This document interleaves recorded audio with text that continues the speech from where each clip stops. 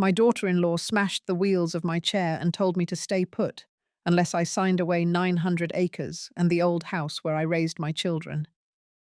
My own son stood silent, letting her speak. The humiliation burned deeper than the scars I carried from war. They thought I was helpless, ready to hand them everything, even the savings I had hidden for decades. I held my breath, steady and cold. What they never imagined was that those $11 million would become my sharpest weapon. What followed tore apart more than a family. After she crushed the wheels of my chair, I didn't scream. I didn't curse. I just sat there in the silence of my own porch while the gravel crunched beneath her boots as she walked back inside. The screen door slammed like punctuation. My son stood in the hallway, hands in his pockets, watching her with that same blank stare he'd mastered over the years. Not a word to me, not even a glance. The chair wasn't the point. That was just a message. Darla could have taken the paperwork and handed it to me like a civil person, but she needed it to sting. That's the thing with women like her. They don't come at you with a knife. They come with a smile, followed by a push off the ledge. It wasn't just the ranch. That was the headline, sure. 900 acres, fenced, working, debt-free. Prime Wyoming land that had been in my late husband's family for 4 generations. But what they really wanted, what they always wanted, was the house. The original stone house. The one with the wood-burning stove and the iron weather vane my father-in-law hammered by hand during the war. They wanted it all wrapped up in their names before winter. Darla had already started changing things before that morning. She moved family photos into storage, hired a contractor to assess the value of the East Wing, sent out property tax inquiries under her own name. She didn't think I noticed. Or maybe she didn't care. Marcus? He followed. That's what he's good at. Following strong women who told him what to think and when to speak. First me, then her. And when she turned her aim toward my legacy, he just stepped aside. I looked down at my hands that morning. They weren't shaking. That surprised me. After all these years, I thought betrayal would send a wave of heat, of helplessness. But I didn't feel helpless. I felt cold, clear. The kind of clear you only get after surviving things meant to break you. There were papers waiting on the kitchen table, a thick folder marked transfer of interest. Not just for the land. Inside it was language about trust dissolution, control of investment accounts, even access to the mineral rights my late husband had sealed up tight 20 years ago. I hadn't told them about the savings, the offshore holding, or the mineral royalties I'd tucked away under my name only. I kept those things quiet. Not out of secrecy. Out of survival. If you've lived long enough to be betrayed by your own blood, you know what I mean. You know there are lines they cross long before they ever raise their voice. The first time your grown child corrects you in front of a bank manager. The moment they start calling your bedroom the guest room. The way they talk about you like a liability, not a person. So no, I wasn't surprised by the paperwork. I wasn't even surprised when she whispered through her teeth, "If you don't sign, you can just stay on that porch until the snow takes you." What did surprise me, what made my stomach twist in a new, unfamiliar way, was that Emily saw it all. My granddaughter stood behind the living room curtain, her little hand pressing against the glass. She didn't cry. She didn't run to me. She just watched. Quiet. Frozen. That's what broke something in me. Not the chair, not Darla's words, but the way that child watched cruelty happen like it was normal. I didn't say a word when Marcus finally stepped out and asked if I needed help back inside. I just looked at him, really looked. At the lines forming near his eyes, the nervous twitch in his left hand, the way he wouldn't meet my gaze. I used to hold that hand when he was 5 and scared of lightning. Now he couldn't even face me after letting his wife take a hammer to my only means of movement. I wheeled myself, what was left of the frame, around the side path, dragging it through the gravel inch by inch. My back ached. My hands burned. But I got there. Because I had something they didn't know about. Something they would never understand. Not just $11 million sitting in accounts with names they'd never seen. Not just documents they'd never find. What I had was time. And patience. And fire. They thought they were cornering an old woman in a broken chair. What they did was wake a soldier who'd survived war, grief, and silence. And now, silence was no longer on the menu. You ever been pushed too far by the people you carried on your back your whole life? If so, you already know what happens next. And if you don't, well, keep listening. I didn't wait until morning. By the time the porch light flickered off and the shadows stretched long across the driveway, I had already pulled myself back into the house. Every movement, slow but deliberate. I didn't call for help. I didn't knock on the wall like they expected. I used the side railing and my arms, and I dragged myself across the floor. Not out of pride, out of principle. Once inside, I locked the front door. Then I slid the bolt shut. I moved past the kitchen, past the pile of folded paperwork they'd left waiting for me, and went straight to the room nobody else ever entered. My husband used to call it the bunker. To them, it was just a dusty office with tax folders and old service plaques on the wall. But they never knew what I kept behind the panel. I pulled the floor mat back, felt for the soft hollow in the wood, then opened the recessed compartment. It groaned softly like it hadn't been touched in years. Inside was the steel box. My hands didn't tremble when I opened it. If anything, they steadied. I laid the contents out in 3 rows on the desk. Birth certificates, original land deeds, stock holdings. The letter from our mineral appraiser estimating the untapped value under the northwest field. And deeper still, the 2 documents that mattered more than all the rest. The military insurance bond that had rolled over every year since 1989, and the inheritance from my uncle's estate that I'd placed under a quiet financial shell 2 counties over. That inheritance was the root of the savings Marcus never knew existed. $11 million, accumulated through time, interest, and staying silent when it counted. It wasn't just a cushion. It was a firewall. One they couldn't burn through. I placed the folder labeled Whitfield Conservation Trust on the far right corner. I'd drafted it 5 years ago after Darla's first attempt to pitch a housing development scheme to Marcus. She thought I hadn't heard that call. I had. I'd heard every word through the thin living room wall. That night I sat up until dawn and started planning. Quietly, thoroughly. What they saw in me was old age. What I saw in them was strategy. And I knew how to beat strategy. At 2:45 a.m. I brewed a fresh pot of coffee. The house was dead quiet except for the faint hum of the fridge and the floorboards adjusting with the cold. I sipped slowly, eyes scanning the layout of the plan one more time. I wasn't rushing. Rushing was for the panicked. I was calm, measured, intentional. By 3:30, I had redrawn the chain of title for the ranch in my ledger, just to double-check every name. The land was in my name, entirely. There were no co-signers, no trustees, no small print they could manipulate. I had never remarried. Never added Marcus, never added anyone.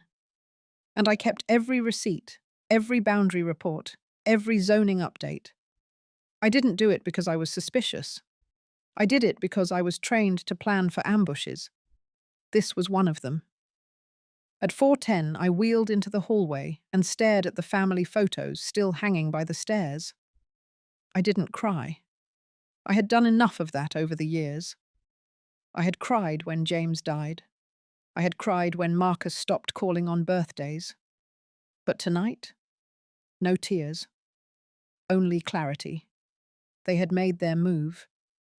I was making mine. At 4:27, I called Colonel Arthur Maddox. He picked up by the 3rd ring. He never was one to sleep past dawn. I said my name, and he paused for half a second before answering like he always did when we served together. What do you need? Not how are you, not what's going on, just that. Because people like us didn't waste time on fluff. I told him I needed two things. One, a direct contact for the land use attorney he mentioned last Thanksgiving. Two, a referral for an estate strategist who didn't flinch at family pressure. He gave me both without hesitation. I thanked him. We didn't exchange pleasantries. We didn't linger. By 5 o'clock, I had 3 appointments on my calendar, all virtual, all under my name. None connected to the house Wi-Fi. I had activated my own mobile hotspot and started encrypting all outgoing emails through a secure client I'd paid for years ago and never had to use. Until now. I backed up every file onto a drive and placed it in the bottom of a potted plant in the sunroom, just in case. There was always a just in case. By 6:12, the sun was starting to rise. I sat at the kitchen table, the broken wheel of my old chair still leaning against the counter. I stared at it, let it sit there like a broken bone that no one thought would be noticed, like a message they assumed I was too old to read. But I read it, and I had answered. Not with words. With war. By mid-morning, I had the folders stacked, labelled, and sealed. Each one held something specific. One for property, one for financials, one for contingencies. The trust documents were in the red folder, thick and heavy. I didn't rush the process. I worked methodically like I was taught. Sort, check, double check. Redundancy wasn't paranoia. It was preparation. I had no intention of being caught flat-footed. I didn't hear from them that morning. No knocks on the door. No phone calls. The silence from Marcus and Darla didn't surprise me. It confirmed everything I already knew. They weren't going to apologize. They weren't going to check in. They were waiting for me to cool off, for me to crawl back and ask for help with my chair, my meds, or maybe just a ride into town. That was their pattern. Hurt, wait, then re-enter once the dust settled. But this time I wasn't sitting in the dust. I was setting the fuse. At 9 o'clock sharp, I logged into the video call with the estate strategist. Her name was Ramona Dyer, a short, direct woman based out of Cheyenne. She wore a grey blazer and glasses that magnified her gaze just enough to make most people nervous. I liked her immediately. She didn't flinch when I told her about the attempted signature grab. She didn't blink when I mentioned the broken wheelchair. She just listened, scribbled notes, and asked the right questions. When I told her I had already formed the structure of the Conservation Trust, she nodded once and said, "Good." Then she asked if I wanted it insulated against challenge.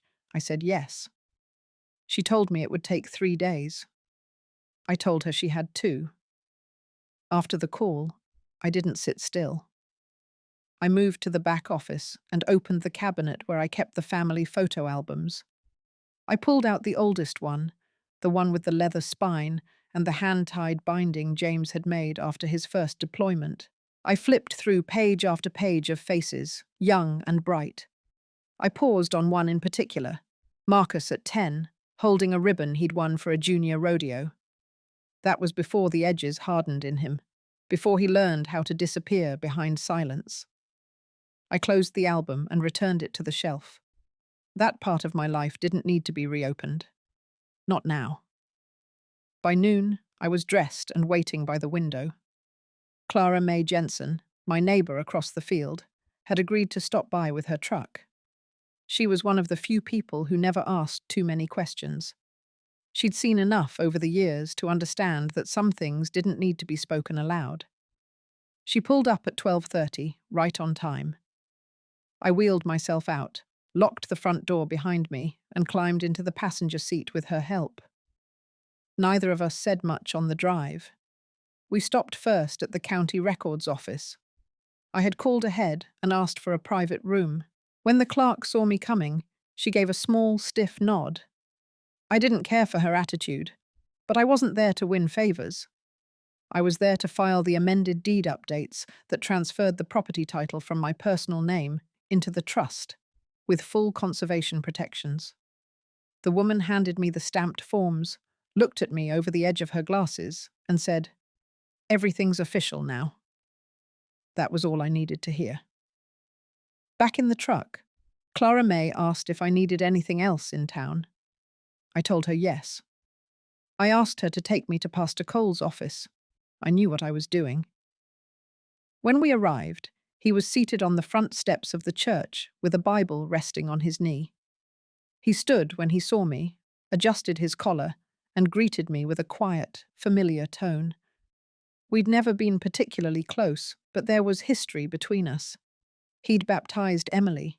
He'd presided over James's memorial. And he'd seen enough to know when something serious was stirring. We sat in his office, low-ceilinged and warm with old wood. I laid the documents on his desk. Not to get approval, not even for legal protection. But because I wanted him to know. I wanted the moral witness.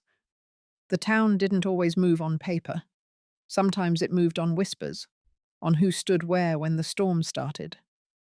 I told him what happened. I didn't dramatize it. I gave him the facts. He listened. He nodded.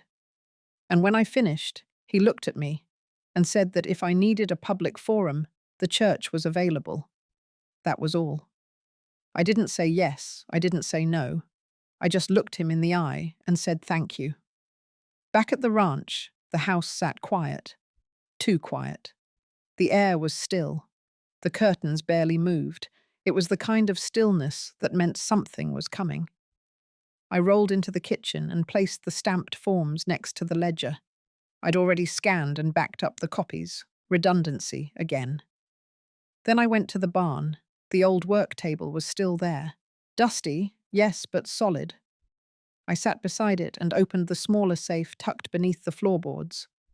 Inside was the original mineral rights file, sealed, notarized, and untouched since 2002. Marcus didn't know it existed. Darla certainly didn't. That file proved that a portion of the Northwest Ridge still carried value far beyond surface land. I wasn't planning to sell it. I wasn't planning to extract a cent. But I wanted it there. A card they didn't even know I held. At sunset, I watched the light stretch across the back field, long and gold. The fence line shimmered, and the air smelled of dry pine and soil. The land didn't know it had nearly been stolen. But I did. And I was far from finished. What I had done that day wasn't the strike, it was the weight shift. The moment you lean back, watch them move in, and prepare to cut clean across their plans. Tomorrow, I would draw blood, quietly, cleanly, and publicly. The morning of the town hall meeting, I got up early and took my time. I didn't rush. I didn't scramble. I moved with the kind of clarity that comes when the nerves are gone, and all that's left is execution. I had already fought the private war. Now it was time to bring it into the open. The meeting was scheduled for 10. It wasn't about me, officially. It was supposed to be about zoning updates and local infrastructure repairs. But everyone knew it was more than that. People had heard things, whispers at the feed store, glances exchanged at Sunday service. When small towns sense blood in the water, they show up.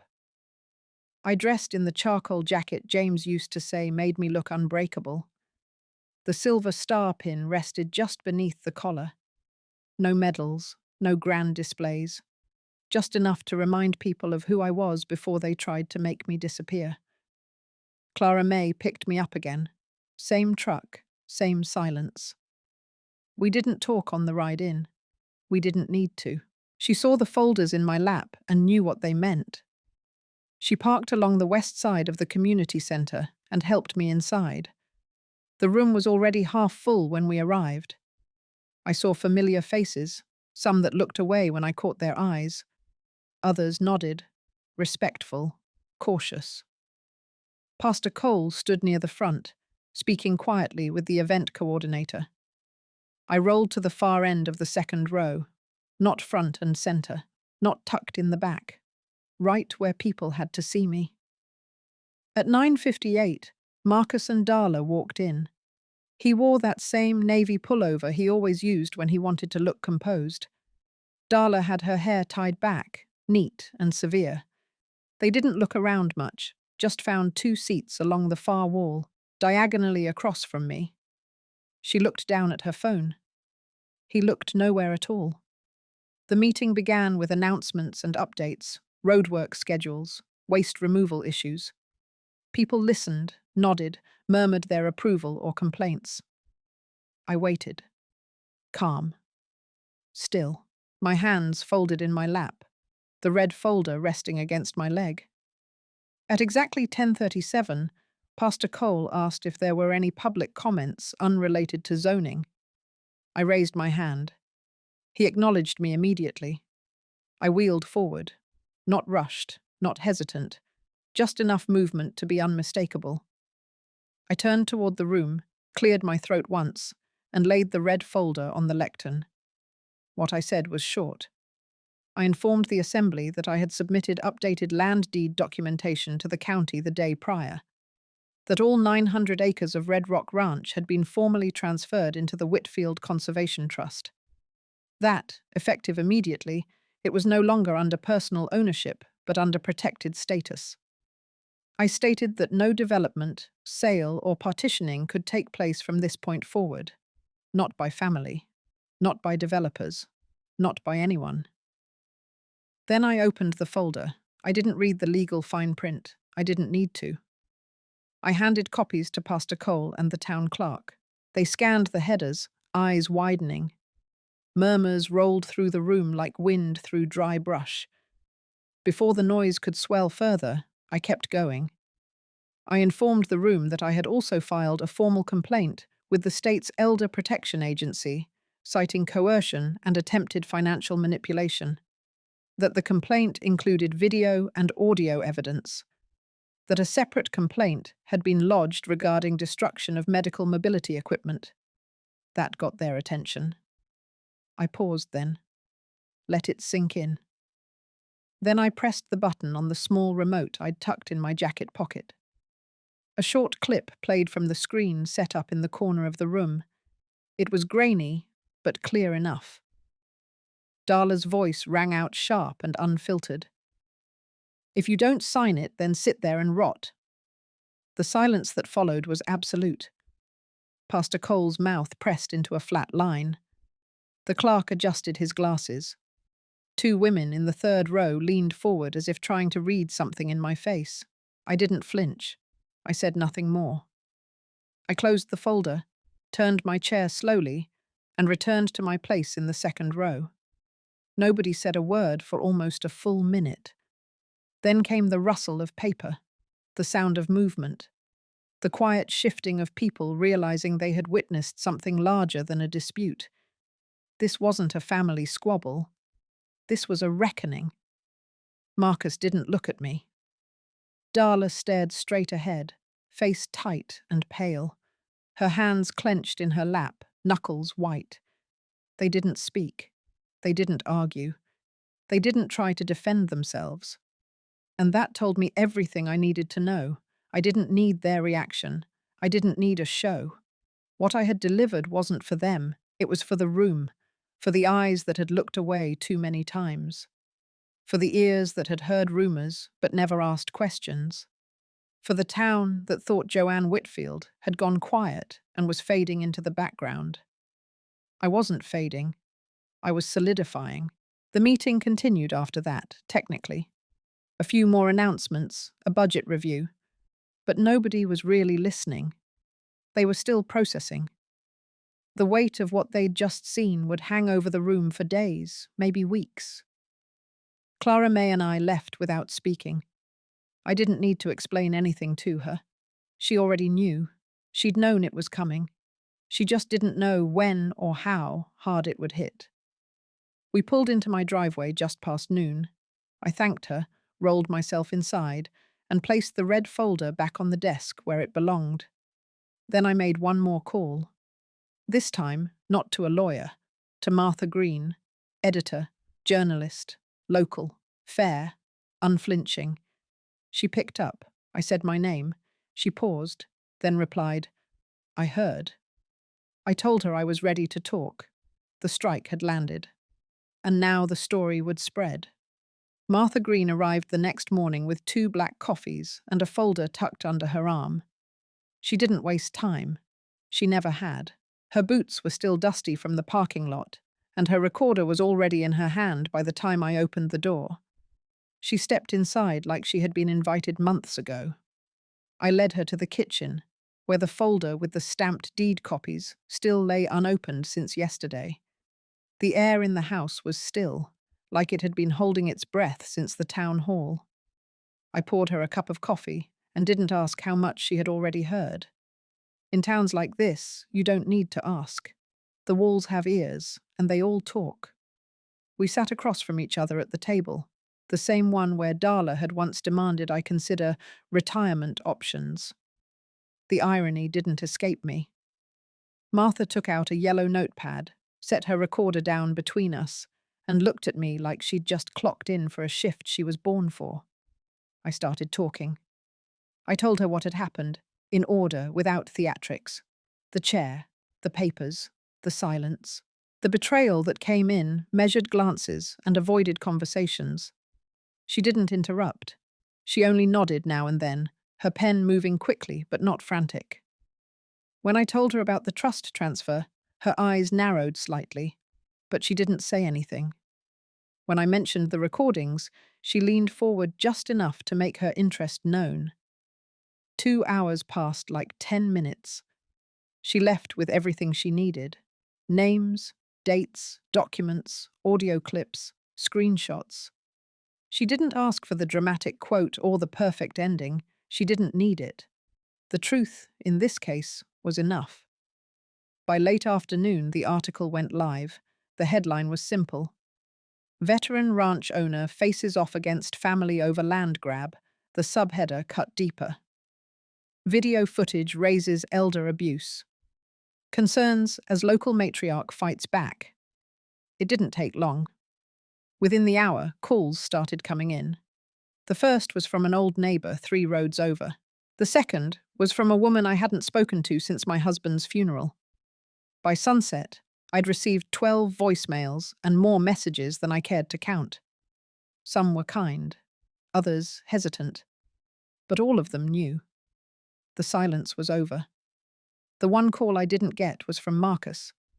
Instead, it was Darla. Her number flashed across the screen, and I let it ring out. 3 minutes later, she tried again, then again. Then a text message came through, a thin strip of pleading wrapped in passive aggression. "We need to talk about the article. You made things worse than they needed to be." I ignored it. By evening, Jenna Whitmore from the Town Planning Board sent an email requesting a meeting. She wanted clarification on the conservation status of the land and whether it impacted the long-term development forecast for the county.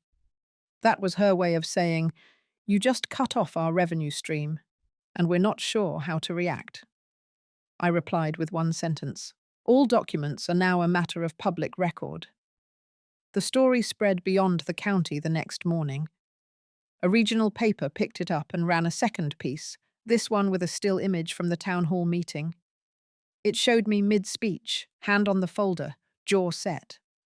I looked like someone ready to burn down a legacy just to build it back on her own terms. That afternoon, I drove to the post office. It wasn't for letters. It was to confirm a package had arrived. Inside was a hard copy of the forensic accounting audit I had ordered weeks earlier. I hadn't told anyone about it. Not even Clara May. It covered every joint filing Marcus had submitted over the last 5 years. Tax returns, grant proposals, estate projections. I had flagged specific documents I suspected he had altered. I was right. 3 line items jumped off the page. One was a property development initiative he'd pitched quietly under a shell company. Another was a shared account he'd attempted to link my name to, through forged digital signatures. The last was a housing application marked with my address, but not my consent.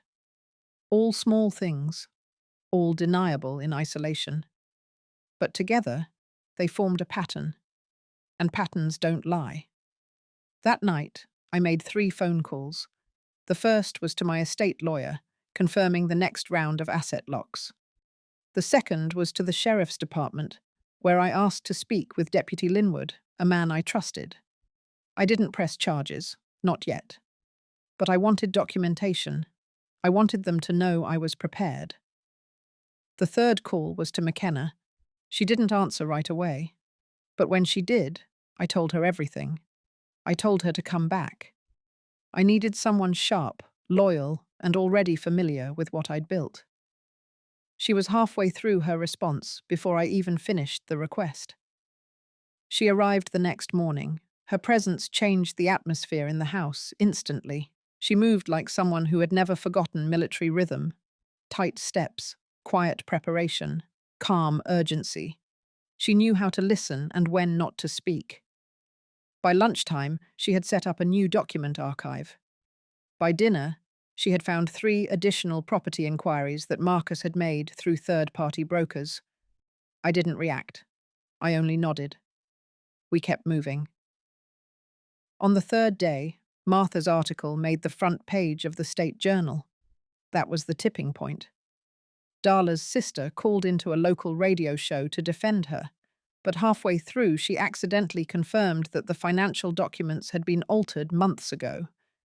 The station pulled the clip within the hour, but it was too late. Screenshots were already making their rounds. That same day, the sheriff's office officially opened a review. Not a full investigation, but enough to draw attention. Marcus tried calling, twice, then he emailed. The subject line was one word. Please, I didn't open it. Because sometimes, silence isn't the absence of sound. It's the sound of everything breaking. And this time, it wasn't me breaking apart. It was them, piece by piece, word by word. Every lie collapsing under its own weight. Every quiet betrayal finally lit up for everyone to see. I didn't need revenge. I needed truth. And now, it was speaking for itself. By the end of that week, nothing in town sounded the same. People still chatted at the diner. The bell above the pharmacy still rang when the door opened. Church service still started at 10. But the tones had shifted. Conversations paused when I entered a room.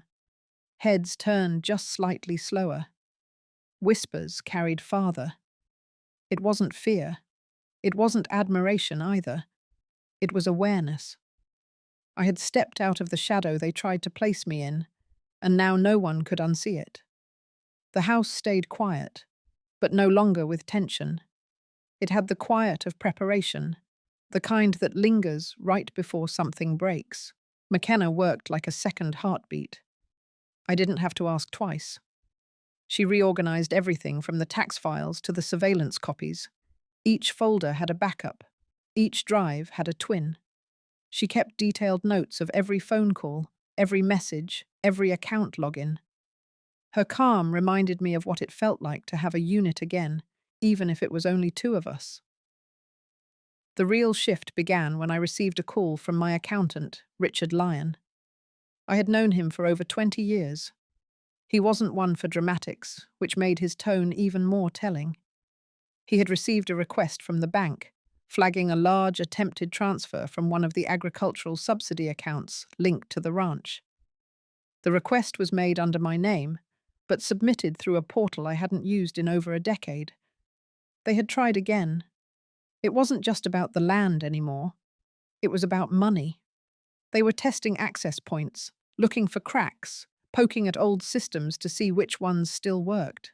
I told him to freeze every account except the 2 we'd already moved into the trust.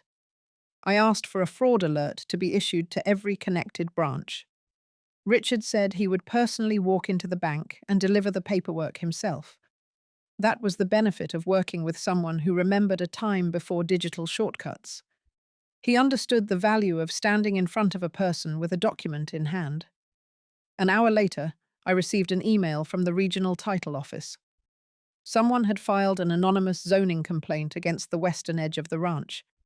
The reason listed was environmental risk related to drainage mismanagement.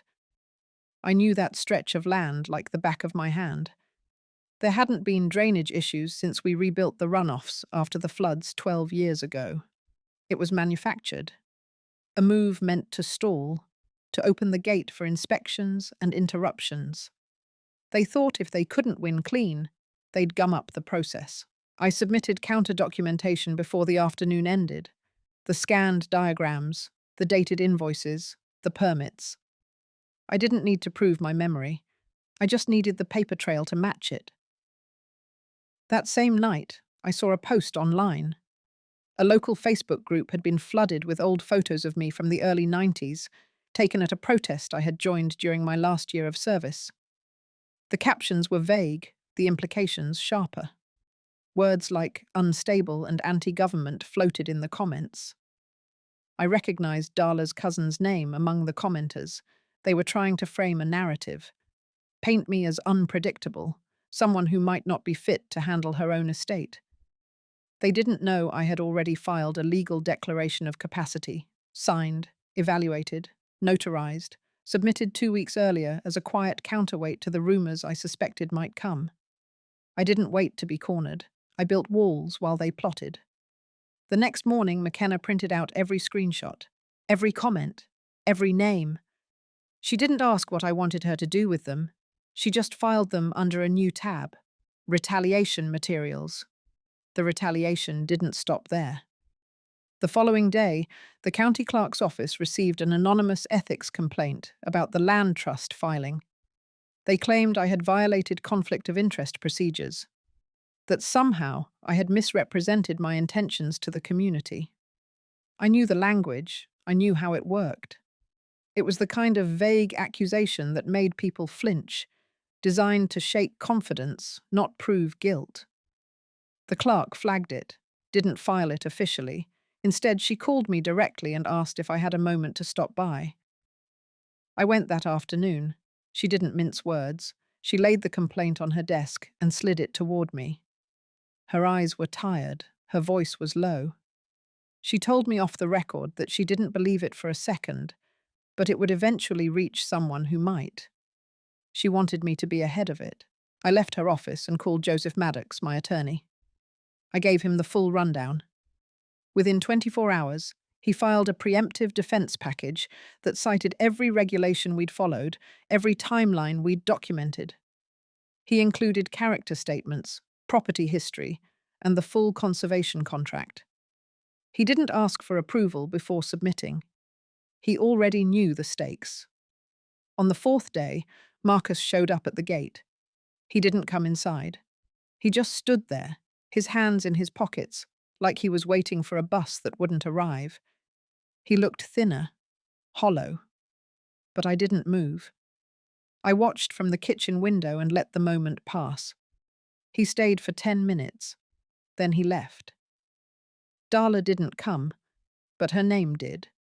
In an internal memo leaked from her workplace, her name was listed in an audit request tied to misuse of hospital grant funds. A whistleblower had stepped forward, linking her to a redirection of money toward a private nonprofit. The nonprofit was run by her sister, the same sister who had tried to defend her on that radio show. The pieces were shifting faster now. It wasn't just them falling apart. It was the system they'd built. Quiet favors, fake documents, the illusion of control. And now, with every report filed, every message archived, every call documented, I watched it fracture from the inside out. Not with fireworks, not with screaming, but with silence. A different kind. The kind that breaks back. And for the first time in weeks, I sat on my front porch and listened to it without fear. The wind in the trees, the soft creak of the gate, the distant hush of a world still turning, because they had tried to erase me. But I was still here, and they were the ones disappearing. The sun barely rose that morning before the first wave hit. At exactly 7:42 a.m., McKenna called out from the den with a tone I hadn't heard from her before. It wasn't panic. It was sharpened purpose. I wheeled into the room. She had the morning news up on her laptop, volume low, eyes focused. The local anchor was reporting a developing story from the county prosecutor's office. It was Darla, or rather, it was the hospital. And then Darla's name slid across the screen like a blade. According to the news brief, multiple financial irregularities had been discovered in the discretionary grant programs tied to hospital outreach. An internal whistleblower had provided full digital trails, wire transfer receipts, and email communications. Among the flagged individuals were 2 mid-level administrators, 1 senior board member, and Darla Reynolds, head of fundraising and community outreach. Her photo was displayed beside the headline, "Investigation opens into fraudulent use of public health grants." By 8:15 a.m., the story had jumped to the state network. It didn't take long before it reached every screen in town. Phones rang, comments exploded online. Even the town's church newsletter released a statement by midday, declaring concern and a commitment to transparency and moral accountability in our civic leaders. That phrase made McKenna laugh out loud. By early afternoon, I had 3 voicemails from former acquaintances who hadn't called me in years. One of them was a woman named Patricia, who used to sit beside Darla at the Chamber of Commerce luncheons and once told me I dressed too plainly for a woman with so much land. Now she was asking if I had time for a quiet coffee. I deleted the message without listening to the end. But the real thunderclap came not from the news or social media. It came from the courtroom. Joseph Maddox had filed our civil suit against Darla and Marcus quietly the week before. The one centered on attempted fraud, property coercion, financial defamation, and emotional abuse of a vulnerable elder. We hadn't publicized it. We didn't need to. But the timing now, paired with the hospital's legal unraveling, painted a picture even their lawyer couldn't blur. The complaint itself was airtight. McKenna had organized it like a crime board, chronological, verified, attached with surveillance logs, time-stamped voicemails, and McKenna's recorded transcripts of Darla's threats, including the one from the kitchen when she crushed the wheels of my chair. It was all laid bare. And Joseph wasn't subtle in the language. The suit requested full restitution of attempted financial damages, public acknowledgement of wrongdoing, and a restraining order from both parties. He filed it with the county clerk just before lunch. By the time dinner rolled around, the clerk's office had confirmed. The suit had been received and processed, and would be served within the next 72 hours. But fate works faster when a storm brews from both sides. That evening, the Board of Trustees at the hospital issued a suspension notice. Darla was placed on unpaid leave pending the outcome of the investigation. Her corporate email was shut down. Her badge access was revoked. She was no longer allowed on hospital grounds. Marcus, meanwhile, had gone silent. No texts, no visits, not even a knock at the gate. But I knew he was watching. The silence was different now. It wasn't avoidance, it was calculation. He had gambled everything on Darla's charm, her ambition, and her ability to smooth over the cracks. But now those cracks had turned into canyons, and he had nothing to hold on to. The next morning, I received a letter. It was handwritten, no return address. But the penmanship was familiar. It was from Marcus. The words were uneven, scribbled, like he wrote them in the dark. He didn't apologize. He didn't even mention Darla by name. All he said was that he was surprised it got this far and never wanted it to turn into a war. I read it once. Then I placed it into the same file that McKenna had labeled Evidence, Phase 2. It wasn't a truce, it was a fear response. He saw what was coming and wanted to pretend he hadn't loaded the gun. But it was too late for pretending. By Friday, the story had reached regional news. My name wasn't mentioned, not yet. But the outlines were there. The anonymous elder property owner, the alleged coercion attempt, the hidden inheritance placed into trust to avoid manipulation. They couldn't name me because we hadn't gone public, but the town could read between the lines. And now they were whispering for a different reason. They weren't questioning what I was hiding. They were wondering what else I might still reveal. And I had only just begun. That weekend, Joseph received a call from Darla's legal representation. They wanted to open dialogue about a possible settlement. They suggested mediation, a quiet resolution, no publicity, no court dates. Joseph declined the call. Then he emailed them the upcoming court dates and reminded them that the full complaint, all 87 pages, would become public record by Monday. We weren't asking for silence. We were demanding exposure. And just before I shut the lights off that night, McKenna brought in a final envelope. It had been delivered by courier. Inside was an unsigned letter from one of the hospital's donors, a woman I had met once, briefly, at a veterans fundraising gala years ago. She thanked me, said she had always suspected the money wasn't going where it was supposed to. She offered to testify if needed. I placed her note next to the others. The evidence pile wasn't just mine anymore. It belonged to the people they had stepped on, lied to, overlooked. This wasn't just about land or inheritance or even revenge. It was about history, the kind that gets buried, unless someone decides to dig it out. And I had all the tools I needed. Monday came with rain, a soft, grey drizzle that seemed to settle over the entire town like a heavy breath. The courthouse sat in the middle of the square, quiet from the outside, but humming on the inside. Reporters weren't allowed in yet, but that didn't stop them from circling outside with cameras tucked under plastic sleeves. McKenna drove us around back, where Joseph was waiting near the side entrance. He didn't speak much, just handed me the folder again, the same one we'd reviewed countless times. Inside were all the exhibits, all the receipts, all the screenshots, timestamps, emails.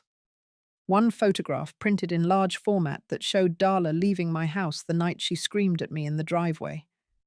You could see the heel of her boot crushed against the gravel. Joseph walked slightly ahead of us through the hallway. Everything echoed. I rolled in silence, hands folded in my lap. My shoulders stayed back. My chin didn't tremble. In the courtroom, Marcus sat on the far side of the bench with his lawyer. He didn't turn to look. Darla was next to him. No makeup this time. Her hair was tied back, tight and flat. She wore a black blazer with gold buttons, though the sleeves were slightly too long. She looked thinner than usual, and for a flicker of a second, I wondered if she'd actually lost sleep. Then I saw the way her fingers kept tapping against her thigh, and I knew. She wasn't broken. She was planning. The judge entered. Everyone stood, then sat. The hearing wasn't long. 37 minutes by the clock. Joseph was precise. He introduced the complaint, walked through the dates, the documents, the correspondence. He pointed to the timeline projected behind him and explained, piece by piece, how the coercion began with financial dependency, grew into verbal threats, and culminated in the attempted forced transfer of property while I was still in medical recovery. Then he played the audio, that clip, the one from my kitchen. Darla's voice, sharp, cold, slashing, poured out into the room. The words were unmistakable. The threat, the mockery, the way she said I was lucky to still have a bed, that if I didn't cooperate, she'd find a way to put me in a home with plastic spoons and locked bathrooms. I didn't look at her while it played. I looked straight ahead. And when it ended, there was no sound at all, no cough, no whisper, not even a shift in the seats. The judge asked if the defendants had a response. Darla's lawyer stood and requested a motion to postpone formal rebuttal, cited ongoing investigations, mentioned emerging evidence. But he couldn't deny the recording. He didn't even try to explain it. He simply said, "We will reserve response for trial." The judge nodded, set the date, court adjourned. But the real moment didn't happen in front of the bench. It happened in the hallway, 22 minutes later, beside the vending machine near the clerk's office. Darla approached me. No cameras, no lawyers, just her. She stood a little too close. I didn't flinch. She said my name like it tasted like vinegar, asked me if this was really how I wanted things to end, said she still had connections, said I could pull the suit and walk away with dignity. I stayed quiet. She stepped back, glanced around, then lowered her voice. She said Marcus was breaking, that he hadn't spoken to her in days, that he was unraveling faster than she could control. Then she made a mistake. She said, "I hope you're proud of what you're doing to your son." Not what we had done to him, what I was doing. Like I had planted this chaos in his life, instead of reacting to the fire they lit under mine. McKenna was nearby. She started walking over, but I raised one hand. Just barely. Enough to keep her from interrupting. Then I turned to Darla, calmly, and I told her the truth. That I wasn't proud. I was finished. That pride wasn't part of this anymore. Neither was shame. I told her what mattered now was clarity. What mattered was making sure that when someone stepped on the neck of a person they thought was too weak to fight back, they would think twice before doing it again. Darla didn't reply. She just stared. Then muttered something under her breath and walked off, her heels clicking unevenly down the tile hallway. The echo followed her all the way out. That night, I sat on my porch with a blanket around my shoulders. No TV, no news, just quiet. McKenna brought out 2 cups of tea. We didn't talk, but I knew she felt it too. The shift. For the first time in a long time, I wasn't just surviving. I was standing, not because they let me, but because I built something stronger than what they tried to take. And the trial hadn't even begun. Because this wasn't the end. This was the center, the eye of the storm, and everything that came next would be louder, harder, more public. But I was ready. My name was no longer a name they could use. It was a warning. And I was just getting started. The invitation arrived 4 days after the court hearing. A thick envelope, cream-colored, the kind people use for weddings or baby showers. It was hand-delivered to my door by a courier who barely met my eye. Inside, there was no letterhead, no formal signature, just a simple card, written in Marcus's handwriting.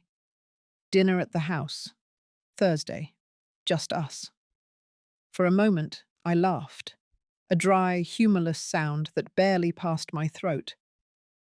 Then I stared at the card again. He didn't mention Darla. He didn't mention anything about the lawsuit or the press that had started circling around their side of town like buzzards. Just a note. Just a time. I called McKenna.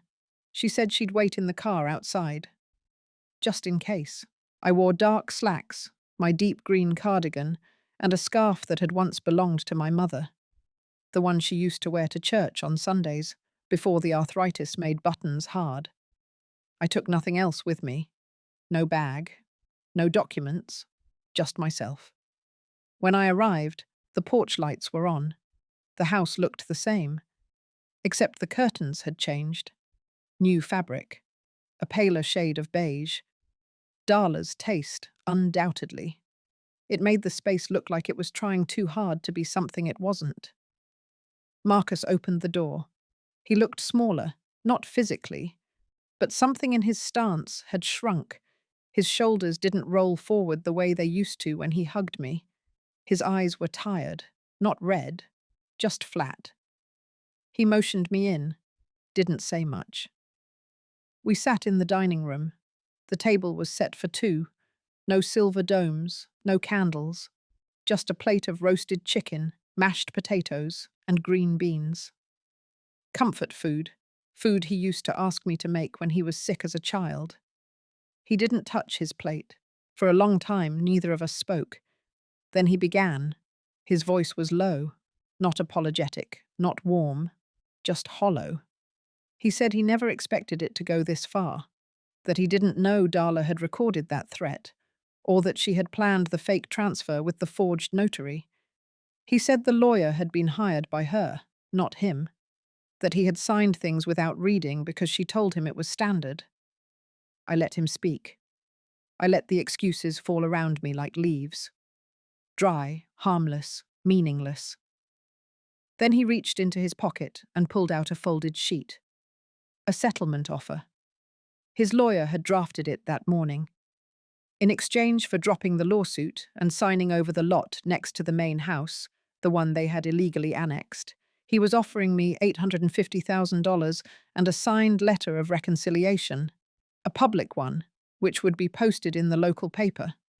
He said it would help clean things up. I didn't touch the paper. I looked at the wine glass in front of me. It was water, not wine. Probably McKenna's doing. She had told me once she didn't trust them enough to let me eat alone without some kind of backup plan.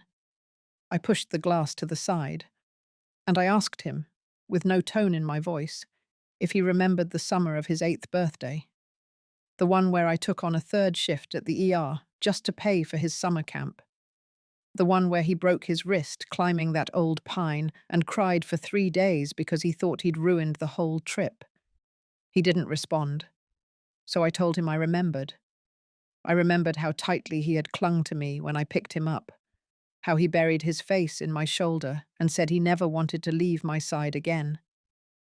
I remembered that boy, and I told him he wasn't here anymore. The man sitting across from me was a stranger, one who had watched his wife call me names, threaten me, isolate me, steal from me, and said nothing. Then I stood up. I left the settlement on the table, walked out of that house with no goodbye, no handshake, no backward glance. In the car, McKenna didn't ask what happened. She just drove. The next morning, Joseph called me. He said Marcus had made an offer to the judge through a private channel, that he was trying to negotiate partial immunity in exchange for testifying against Darla. But it was too late.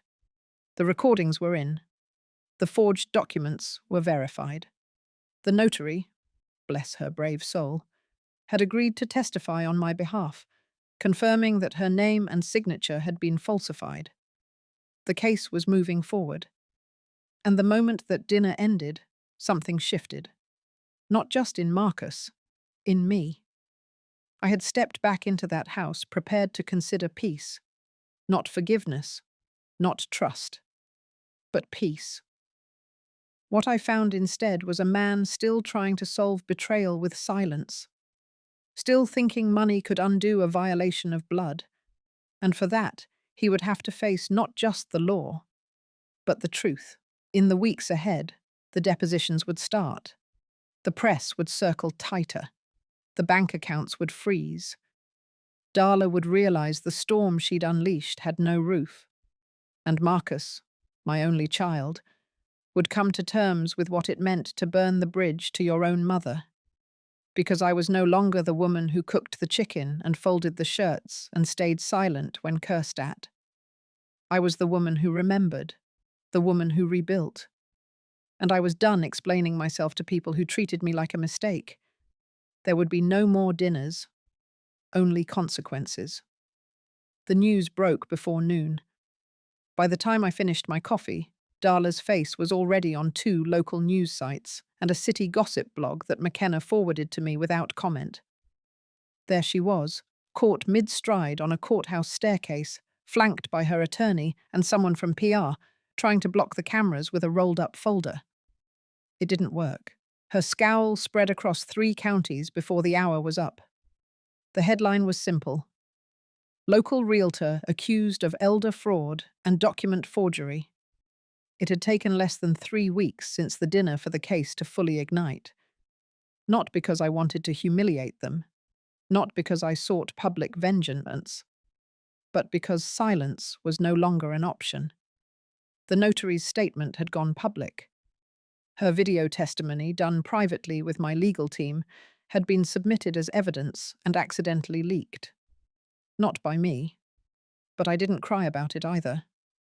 Darla's brokerage firm issued a statement distancing themselves. Within 48 hours, her license was temporarily suspended pending investigation. Her name disappeared from all listings. A few of her clients left comments online about being shocked and disappointed. One man claimed she had rushed him into a condo purchase that he now believed was overpriced. The cracks were growing. Marcus, meanwhile, was still hiding. He hadn't shown up to his scheduled deposition. His lawyer sent an excuse that he was undergoing medical evaluation for stress and emotional trauma related to the ongoing legal dispute. I laughed when I read it. Trauma. That word felt like gravel in my teeth. I wondered if he thought about the night Darla screamed at me in front of the grandkids and pushed my shoulder hard enough I had to steady myself on the edge of the kitchen counter. I wondered if that registered as trauma for him, or just another Thursday. No one came to see me at the house, which was fine. I didn't want visitors. I wanted results. And they came quickly. The judge ruled that the evidence against Darla was strong enough to proceed with a full hearing. No plea deal, no mediation. The charges included fraud, forgery, elder abuse, and trespassing, the latter related to the secondary property that she had illegally accessed and tried to stage as her own. The property transfer forms, the ones they tried to push through under a notary's name, were invalidated. The land reverted to me. It took 3 signed orders and a sheriff's visit for her to leave the guest house. McKenna sent me a picture. Darla stood outside the house, arms crossed, waiting for her Uber with 3 suitcases and a duffel bag that looked like it had been packed in fury. The kids weren't with her. They had already been picked up by Marcus's sister, my niece Jenna, who had quietly offered to help without saying much. I never asked Jenna to get involved. She did anyway. Somewhere deep down, I think she wanted to make it right. For the way she had distanced herself years ago, afraid of being caught between me and the son I raised. Family politics run in the blood. But this time, she stood by me. It meant something. Meanwhile, my lawyer had begun the second phase. He called it the leverage round. We weren't just pushing for damages anymore. We were opening up financial records, not just mine, but theirs. Bank accounts, credit cards, mortgage applications, investment portfolios, the kind of digging that makes powerful people sweat. And they did. Turns out, Darla had been using funds from the brokerage's discretionary client accounts to make personal payments. She bought 2 high-end bags and a diamond tennis bracelet under a client's name. The accounting firm that audited her office froze the accounts and sent a separate notice to state licensing.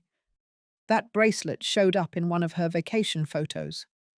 From Maui, the same trip they took when they told me they were too busy to celebrate Thanksgiving. Marcus still hadn't responded publicly, but someone from his college alumni board called to ask whether I was okay. Apparently, someone had filed a character complaint against him too. His employer hadn't issued any statement yet, but the board member said he might be asked to take leave if things got worse. Things were already worse. They just didn't know how deep the roots went. See, this wasn't just about Darla forging my name and trying to steal land. It wasn't just about being shoved out of my home or having my name erased from the family trust they tried to rewrite behind my back. It was about legacy, mine. I had spent years building a quiet, steady foundation, working shifts, saving pennies, planting trees that outlived my marriage. I had done it all with the belief that one day my son would carry it forward, honor it. Instead, he tried to bury me beneath it, literally and legally. But I wasn't going to die in silence. Not metaphorically, not emotionally, not in any way. And now, the very system they tried to weaponize was turning its sights in them. I received a subpoena request asking if I'd be willing to testify in person. The court had already accepted my affidavits and video evidence, but the DA said my presence would strengthen the case. She wanted the jury to hear my voice, see my face. I said yes, not because I needed revenge, but because I needed them to see what strength looks like. Not loud, not bitter, just steady, the kind that outlives lies. I sat at the kitchen table that night, lights off, letting the day settle into the walls. The breeze through the trees hummed low, almost like a lullaby. I thought about everything that had been taken from me: time, trust, love that once felt eternal and ended up conditional. But I also thought about what had returned: my name, my land, my spine. And I knew deep in my bones that this fight wasn't just about one family, one betrayal. It was about every woman who had ever been told she was overreacting, every mother whose sacrifices had been rewritten as debts. This chapter would not end with whispers. It would end with the sound of truth. And I was ready to speak. The courtroom was colder than I expected, not in temperature, but in atmosphere. The walls didn't echo, but the silence felt heavy, like every unspoken betrayal had settled into the chairs, the floorboards, the breath of people waiting to hear what no one wanted to admit out loud. I walked in with my lawyer, knees stiff but steady, spine upright. No one offered me a smile, not even the clerk. But that was all right. I wasn't here to be comforted. I was here to be heard. Marcus sat on the far left, behind his lawyer. His eyes darted to me once, then back to his lap. He looked thinner than I remembered. Not sick, just diminished. I used to know that boy. Now I only recognized the suit. Darla wasn't there. Her seat remained empty until 5 minutes before the session began. She swept in with her defense attorney and a woman who looked like a crisis manager. Hair too perfect, face too calm. She whispered something to Darla, who gave a clipped nod, then sat stiffly. Our eyes met once. She blinked first. The judge entered. The court officer called the docket, and suddenly, everything that had unraveled behind closed doors became public. The prosecutor stood and laid out the foundation. A timeline of events, evidence already admitted, forensic reports, video footage, witness testimony. It wasn't dramatic. It was methodical, steady, undeniable. Then came my turn. They called me to the stand. I had never testified before. I'd seen it in movies, imagined it late at night, rehearsed it in my head more times than I could count. But nothing prepares you for the weight of truth when spoken in front of strangers. I took the oath. I sat down. And I told the truth. I told them how Darla had maneuvered her way into my financial records, how she'd intercepted legal mail, how Marcus signed forms without reading them, how I was pressured, cornered, manipulated, not with weapons, but with guilt and silence. I told them about the night I was asked to sign papers under duress, about the push, about the fear, about how my own voice felt small in a home I had built. I didn't cry. I didn't raise my voice. I let the words do the work. The courtroom didn't stir. No gasps, no murmurs, just stillness. The kind of stillness that follows when people realize they've been blind to a quiet war happening inside someone they thought they understood. Then the defense began their questions.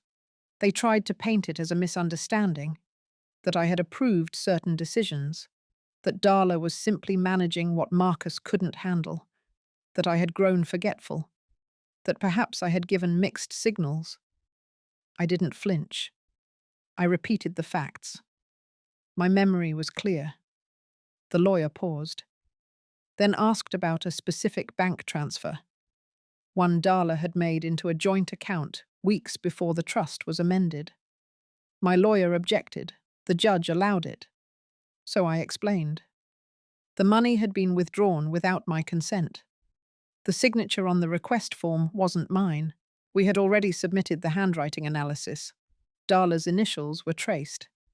The timestamp on the surveillance footage showed her inside the credit union that morning, not me. There was nothing left to argue. When I stepped down, I didn't look at Marcus. I didn't need to. He hadn't said a word the entire morning. Not when the court played the audio clip of Darla discussing the elder proof loophole. Not when they displayed the forged grant deed. Not even when the notary took the stand and admitted under oath that she had been pressured to look the other way. The silence from my son was more painful than anything else in that room.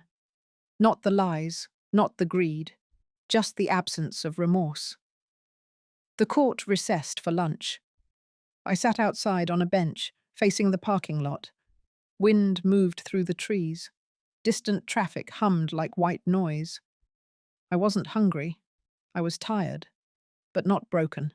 I stared at a hawk circling high overhead and thought about how long it took for something to rise again after a storm. Marcus came out alone. No tie, jacket draped over one shoulder. He walked slowly, then stopped 3 feet from me. His voice was low.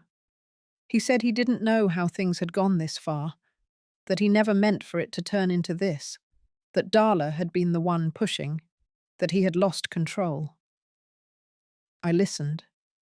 Not because I believed him, but because I needed to hear what cowardice sounded like. Then he said something that chilled me. He asked if I would consider withdrawing the charges if Darla stepped away voluntarily. He said the media had already done enough damage, that the kids were getting teased at school, that he had already lost too much. I didn't speak right away. Then I stood, looked him in the eye, and I said, "You didn't lose me in court. You lost me the moment you stood by while your wife erased me from your life. The damage you speak of isn't collateral. It's consequence." Then I walked away. I didn't turn back. He didn't follow. Inside, court resumed. The final evidence was submitted. The judge confirmed the dates for sentencing and civil restitution. The last piece of property, the cabin they tried to flip, was legally frozen and marked as under investigation for fraudulent deed transfer. I left the building with nothing in my hands, but everything in place.